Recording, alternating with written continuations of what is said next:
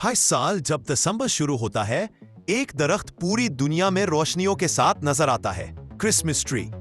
मगर असल सवाल ये है, क्या ये दरख्त बाइबल की रवायत है या लोगों की अपनी बनाई हुई कहानी?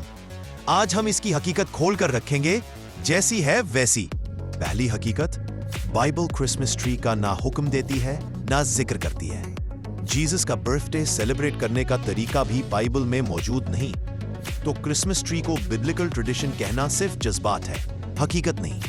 अब सच सुनो, क्रिसमस ट्री की बुनियाद क्रिश्चियनिटी में नहीं बल्कि पेगन तहजीबों में है।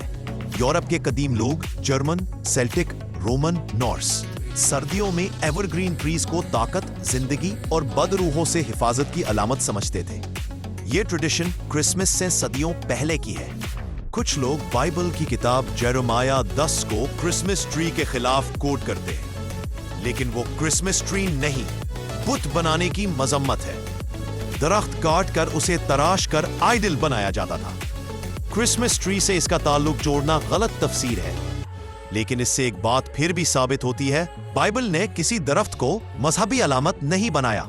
जब यूरोप के पैगन लोग क्रिश्चियन हुए तो चर्च ने उनकी रिवायात मुकम्मल खत्म नहीं की, उसे क्रिश्चियनाइज कर दिया। एवरग्रीन ट्री, अबदी जिंदगी, लाइट्स, बेथलेहम का सितारा असल बुनियाद पैगन रही, लेकिन उसे नए मजहबी मानी दे दिए गए। आज का क्रिसमस ट्री कल्चरल सिंबल है, बिब्लिकल नहीं। जो लोग कहते हैं कि ये ईमान का हिस्सा है, वो बाइबल से नहीं बल्कि चर्च ट्रेडिशन से दलील लेते हैं। अगर इसे डेकोरेशन समझकर रखा जाए ठीक है, मगर इसे बाइबल की तालीम कहना गलत है। सच यही है, क्रिसमस ट्री ना बाइबल की तालीम है, ना जीसस ने उसे सिखाया। ये एक पेगन रिचुअल था जिसे बाद में क्रिश्चियन दुनिया ने अपना लिया।